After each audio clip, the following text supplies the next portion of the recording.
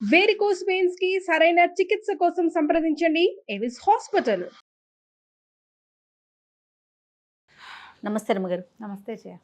రమ్మగారు, మనం పేపర్లో కానీ లేకుంటే న్యూస్లో కానీ చాలా చోట్ల వింటున్నామండి ఎక్స్ట్రా మ్యారిటల్ అఫైర్స్. వీటి వల్ల సంసారాలను పాడు చేసుకుంటున్నారు, తమకు తాము జీవితాన్ని కోల్పోతున్నారు, తమ పార్ట్నర్ని చంపటానికి కానీ కడుపును పుట్టిన బిడ్డలను కూడా చంపేస్తున్నారండి. పేపర్లో కూడా చూస్తూ ఉన్నాము. అసలు కానీ ఇలాంటి దరిద్రమైన విషయాల గురించి మాట్లాడుకోవాల్సిన పరిస్థితి కూడా వస్తుంది చూడండి. అవి ఎలాంటి పరిణామాలకు దారితీస్తాయని ముందుగానే ఎక్స్పెక్ట్ చేయకపోవటమా, లేకపోతే ఏదైనా పర్వాలేదు నేను హ్యాపీగా ఉండాలి అనే కాన్సెప్ట్ రావటమా అంటారండి? రెండు జయ, రెండు రేపేమవుతుందో అన్న ఊహ అసలు చెయ్యరు. సిగ్గుపోతుందనో, మొహమాటం పోతుందనో, లేకపోతే నలుగురిలో చిన్నపోతామనో, పరువు పోతుందనో అన్న ఊహ చేయటల్లా. ఇవి వాళ్ళ కొత్త కాదు జయ. నా జీవితం నా ఇష్టం, నేను నా ఇష్టం అంతే. ఇప్పుడు నా జీవితం అంటే ఇంకా 5-6 ఉంటారు మన జీవితంలో, కనీసం అది కూడా లేదు. నేనుకి ఏదీ లేదు, నేను తప్ప నేనే ఇంకా అంతే అంతే. అలాగే అనిపిస్తుంది. నువ్వు పేపర్ చూడు, ప్రతిరోజు పేపర్లో సాక్రం సంబంధానికి అడ్డొస్తున్నాడు, పిల్లని చంపేశారు, పిల్లల్ని చంపేశారు, అయితే సెకండ్ మ్యారేజ్ చేసుకుంటే మొదటి ఆ పిల్లల్ని వీళ్ళే చంపేశారు, అలాంటివి. భర్తను అడ్డు తొలగించుకోవటము సినిమాటిక్గా కూడా. అవునండి, భార్యల్ని అడ్డు తొలగించుకునేవాళ్ళు, దానికి సహాయం చేసేవాళ్ళు. అరే ఏంట్రా నువ్వు చేసే పని అని అనరు ఫ్రెండ్స్ కూడా. నువ్వు చేయకూడదు, చేసేదే చేయకూడని పని, దీనికి మళ్ళీ ఈ రెండో పని చేయటం ఏమిటి? చేసేది ఒక తప్పుడు పని అయితే దానికి తోడు హత్యలు కూడా చేస్తామంటే దానికి సుపారీలు ఇచ్చి డబ్బు అవసరాలు కనపడతాయి కదా. ఇట్లాంటివి అసలు మనుషులు ఎలా అయ్యామంటే మనం ఎంత సెల్ఫిష్గా అయిపోయామో జయ. అవునండి, పూర్తిగా పశువుల్లాగా అవడానికి దగ్గరలో ఇంకా కొంచెం చిన్న ఇది ఉందన్నమాట, గ్యాప్ అంతే. పెళ్ళిళ్ళు చేసుకున్నట్టు ఇప్పుడు ఏదో ఎవరో కాదు, లవ్ మ్యారేజెస్ చేసుకున్న వాళ్ళు కూడా ఎక్స్ట్రా మ్యారిటల్ అఫైర్స్లోకి దిగుతున్నారు. అసలు నాకేం కావాలి అనే ప్రశ్నే ఉండదు వాళ్ళకి. అప్పుడు ఏది కావాలనిపిస్తే అది చేసేయటం. విచ్చలవిడితనము అంటే ఈజీగా అవతల వాళ్ళని అప్రోచ్ ఎందుకు దొరికేటువంటి రకరకాల దారులు.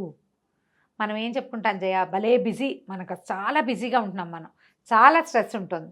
ఇంత స్ట్రెస్ ఇంత బిజీలో ఉన్న పార్ట్నర్కే ఏ న్యాయము చేయలేని దుస్థితిలో ఉండి ఎక్స్ట్రా మ్యారిటల్ అఫైర్స్కి మాత్రం బాగా వెళ్తారు. అది థ్రిల్ ఇస్తుంది జయ, థ్రిల్లింగ్గా ఉంటుంది. జనాలకి కిక్ కావాలి ఎప్పుడు, దానివల్ల వచ్చేవి అనవసరం. అప్పుడు ఆలోచన రాదు కదా జయ, అప్పుడు ఆలోచన రాదు. ఇప్పుడు మనకి ఎట్లా చూడు, ఏదైనా ఒక వస్తువు రుచికరమైంది, పకోడీలు కనపడంగానే తినాలనిపిస్తుంది. దానివల్ల రావచ్చు, ఏమేమి రావచ్చో మనకు తెలుసు కదా, అందరికీ తెలుసు. ఇప్పుడు మానేస్తాము మనం, కొంతమంది మానేస్తారు, కొంతమంది కంట్రోల్గా ఉంటారు. పర్యవసానాలు ఆలోచించుకుని ఇది మనకు సూట్ కాదు, దీంతో ఇబ్బంది వస్తుంది, యాసిడిటీ వస్తుంది, వాడు ఏ నూనె వాడాడో, ఆ పిండి రోడ్డు మీద పిండి ఎంత దుమ్ము పడిందో, వాడి చేతులు శుభ్రంగా ఉన్నాయో లేదో, క్లెన్లీనెస్ లేదు, హైజీన్ లేదు, జర్మ్స్ వస్తాయి. తర్వాత అందులో వేసే పచ్చడితో ఎంబీబీఎస్ఎస్ వస్తుంది. ఇలాంటివన్నీ ఆలోచిస్తున్నాయి చెప్తా కదా లిస్ట్. లిస్ట్ మొత్తం ఆలోచించుకుని మానేస్తాడు ఒకడు. టెంప్టేషన్ ప్రతివాడికి వస్తుంది. టెంప్ట్ అయిన వాడే టెంప్ట్ అయినట్టు కాదు, టెంప్ట్ కాని వాడికి కూడా టెంప్టేషన్ ఉంటుంది, కానీ వాడు అవడు, కంట్రోల్లో ఉంటారు, వాడు ఆగుతాడు. ఈ టెంప్ట్ అయ్యేవాడు ఒకడు ఉంటాడు, ఇక వాడు దిగుతాడు. ఇందులో మళ్ళీ టెంప్టేషన్లో కూడా కొన్ని రకాలు ఉంటాయి. వీడు ఏమైనా అయిపోని అని దూకేవాళ్ళు కొంతమంది ఉంటారు. వాళ్ళు ఇట్లా బజార్లకి, పేపర్లకి, టీవీలకి ఎక్కుతారు. ఏమైపోయినా సరే. నిజానికి ఆ ఎక్స్ట్రా మ్యారిటల్ అఫైర్స్లో అవతల వాళ్ళు పార్ట్నర్ కాకుండా, తమ సొంత పార్ట్నర్ కాకుండా, వాళ్ళేమీ భూలోక రంబలు కాదు, కానీ వీళ్ళకి ఎక్సైట్మెంట్నో థ్రిల్నో కలిగించే ఒక లక్షణం ఏదో ఉంది వాళ్ళ దగ్గర, అంతే. మగవాళ్ళు అంతే, మొగుళ్ళ కంటే అవతల వాళ్ళు ఎవరో అద్భుతమైన వాళ్ళు అవ్వడానికి ఏం పెద్ద అవకాశం ఉండదు. ఎవడైనా ఒకటేనమ్మా, ఒక అలవాటు అయిపోతే అందరితోటి మొనాటనీ వస్తుంది.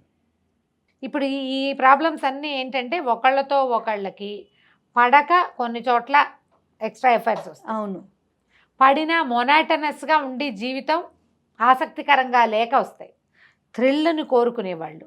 ఇంకొంతమంది ఏంటంటే ఒకదానికే కట్టుబడి ఉండాలన్న మనస్తత్వం లేని వాళ్ళు, తుమ్మిదల్లాగా అన్నిటి మీద వాలి అన్ని రసాలు రుచి చూడాల్సిందేననే ధోరణి ఉన్నవాళ్ళు. వీళ్ళందరితోటి ఏంటంటే సమాజం సర్వనాశనం అయిపోతుంది. వాళ్ళ జీవితంతో పాటుగా వాళ్ళ విలువ మర్యాద ఏం, నీకు బయటపడనన్నాళ్ళు నువ్వు ఏడుపైనా ఏడుస్తావు. వన్స్ బయటకు వచ్చేసరికల్లా మీ పిల్లలు పిల్లల్లో లేదా వాళ్ళ కజిన్స్ పిల్లల్లో కొంతమంది ఆయన చేయలే మేము చేస్తే తప్ప అని దిగుతాయి కొన్ని. అవును అవును అవును. మనుషుల మీద నమ్మకాన్ని పోగొట్టుకుంటాయి ఇంకొన్ని.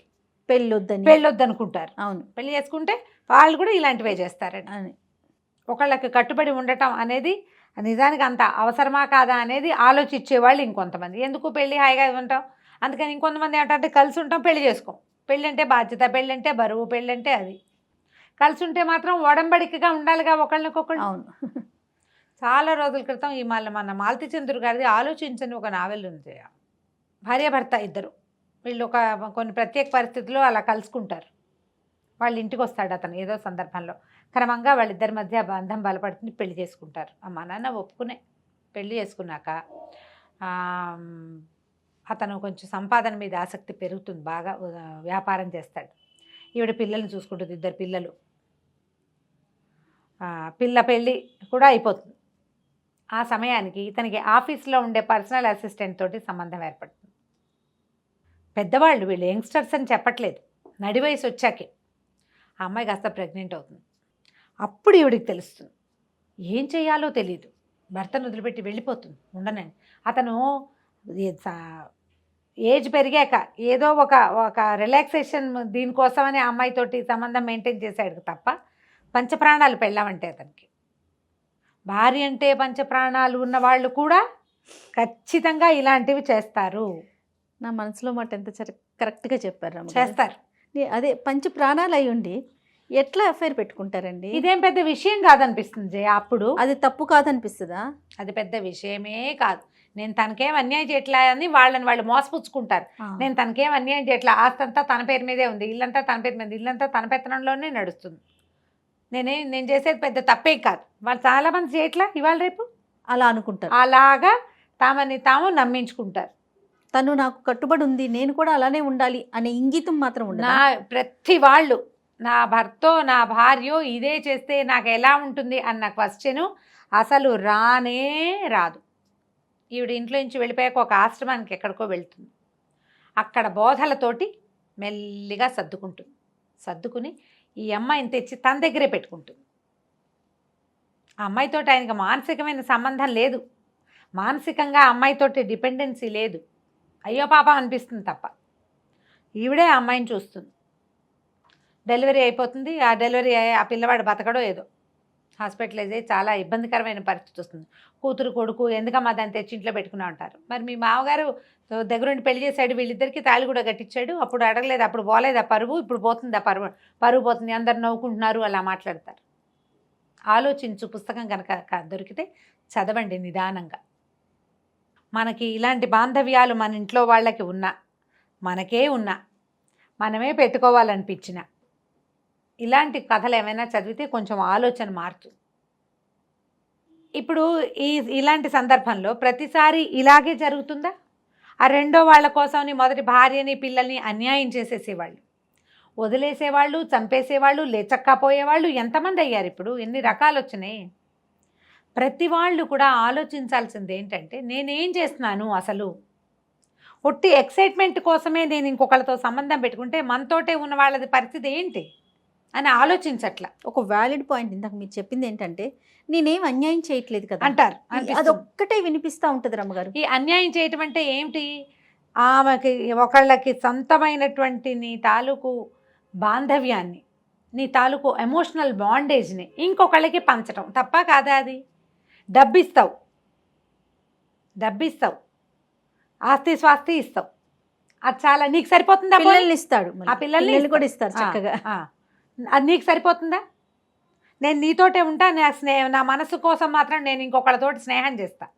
నువ్వు శరీరం కోసం స్నేహం చేస్తావు. నువ్వు మీ ఆవిడ ఎవరితోటైనా ఇంకోళ్ళతో ఫ్రెండ్షిప్ చేస్తుంది మనసు కోసం. ఓకేనా? ఆ ప్రశ్న వేసుకోవాలి కదా. ఆడైనా మొగైనా ఖచ్చితంగా ఇద్దరు అండి. ఆడైనా మొగైనా మా ఆయనకి అన్నీ నేనే చూసుకుంటాను, అన్నీ నేనే చూస్తా, కానీ నాకు ఎవరితోటో ఫ్రెండ్షిప్ ఉందని ఆడాళ్ళు చెప్పచ్చా? అట్లా కుదురుతుందా? కుదరదు కదా అస్సలు. ఈ భార్యాభర్తల బాంధవ్యంలోనే ఈ సమస్య వస్తుంది చెయ్య. అవునండి. మన అమ్మ మనకన్నీ చేస్తూ పక్కింటి పిల్లల్ని కూడా మనలాగానే ప్రేమిస్తే మనకు నచ్చుతుందా? అసలు పిల్లలైతే వేరే వాళ్ళ చంటి పిల్లని ఎత్తుకున్నా ఒప్పుకోరు. అవును. ఈ పొసెసివ్నెస్ ఉంటుంది కదా జయ, ఉంటుందిగా. పోని కాదు, మీకు అవతల వాళ్ళ మీద ప్రేమే కుదిరింది, వీలైతే పార్ట్నర్ నొప్పించుకోండి, మీ వశమైతే పార్ట్నర్ నొప్పించి చేయండి. పాత రోజుల్లో ఒక విషయం చెప్పాలి ఇక్కడ. జమీందారులు, రాజులు వీళ్ళందరికీ 5-6 భార్యలు, 7-8 మంది స్త్రీలు ఉండేవాళ్ళు. జరిగేవి ఇవి. నేను కొత్తగా చెప్పట్లేదమ్మా, నేనేదో పిచ్చి మాటలు చెప్తున్నాను అనుకోకండి.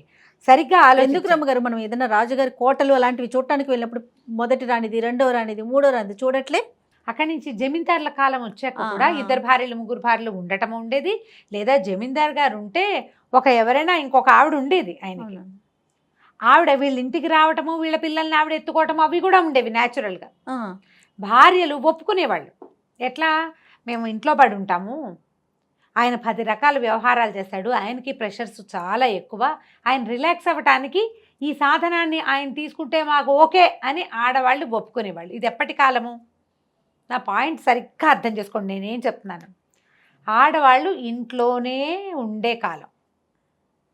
వాళ్ళ వల్ల సంసారానికి తప్ప ఆర్థికమైన ఏ వెసులుబాటు వాళ్ళ వల్ల ఉండేది కాదు. వాళ్ళు ఇల్లు బాకిలి చూసుకుని వాళ్ళు మగవాళ్ళకి కావాల్సిన అన్ని రకాల సరదాలని వాళ్ళు తీర్చగలిగే వాళ్ళు కూడా కాదు.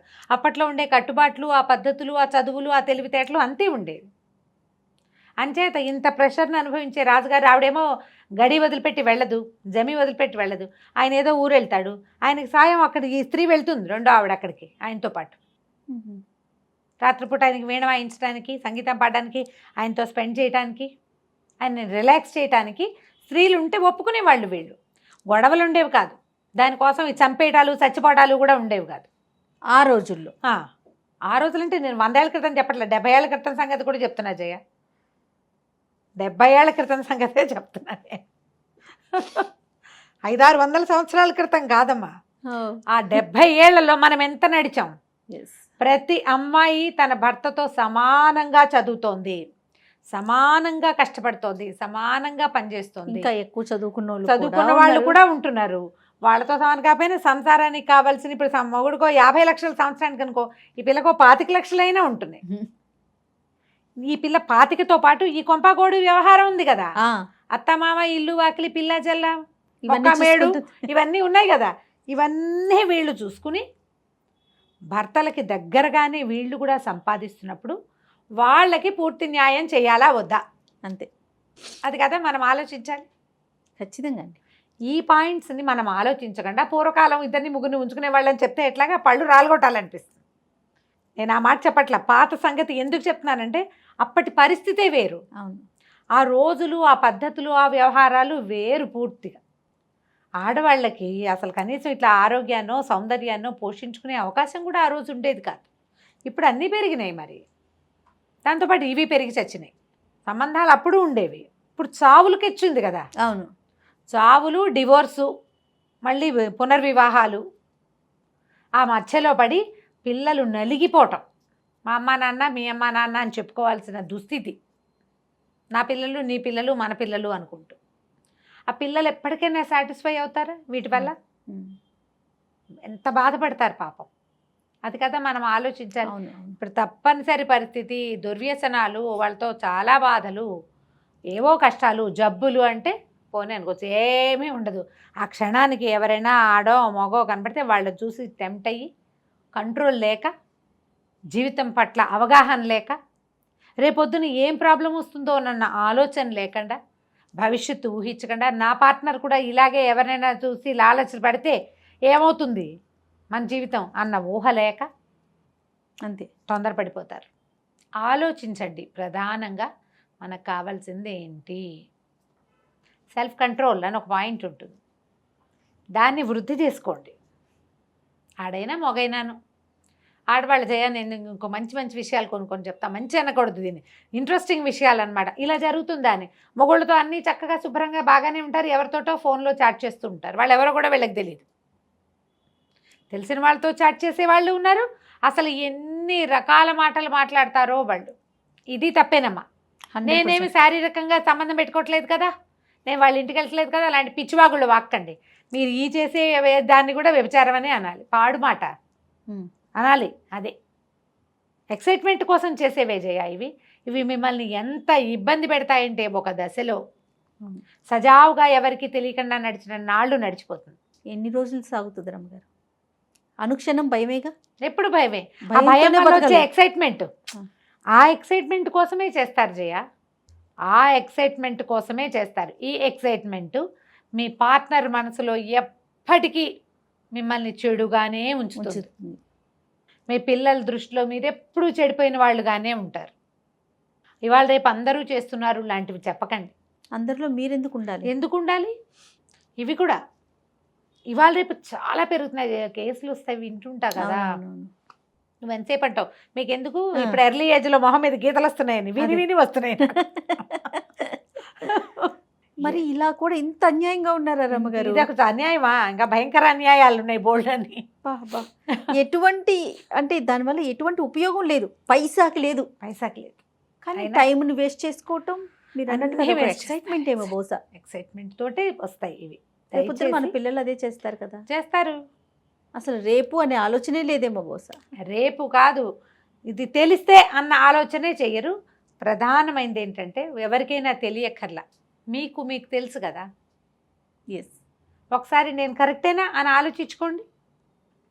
నువ్వు రాంగు రాంగు అని వస్తుంది. పోనీ నాలా ఇలాంటిదే మన పార్ట్నర్ కూడా చేస్తే అని పెట్టుకోండి రెండో క్వశ్చన్. ఈ 2 క్వశ్చన్లు ఉంటే ఆటోమేటిక్గా సెట్ అయిపోతుంది. ప్రశ్నించుకోవాలి. మళ్ళీ ఈ ప్రశ్న ఊరికే నేను చెప్పినట్టు నాలుగుతోటి కాదు, మనసుతో. లోపల నుంచి గుండెల్లో నుంచి రావాలి ఆ ప్రశ్న. ఇదే ఊహ, ఇదే పని నా పెళ్ళామో నా మొగుడో చేస్తే నాకు ఓకేనా, నాకు ఓకే అని వచ్చింది అనుకోండి మీ ఆన్సర్, పర్వాలే. వాళ్ళు కూడా ఇక మీకు పెళ్ళెందుకు, సంసారం ఎందుకు, కుటుంబం ఎందుకు, లెచ్చకపోతే సరిపోతుంది. ఎవరి దారిన వాళ్ళు అంతే. సెపరేట్ అయిపోయి ఎవరి దారిన వాళ్ళు వాళ్ళకి నచ్చింది వాళ్ళు చేసుకోవచ్చు. అలా చేసినా నయంగానే ఉంటుంది ఎంతో కొంత. ఈ కలిసి ఉండి మీతో పాటు ఒక సంసారాన్ని వృద్ధి పొందించి ఇలాంటి వ్యవహారాల్లోకి దయచేసి దిగద్దు. నమస్తే రమ్మగారు. నమస్తే చెయ్యి.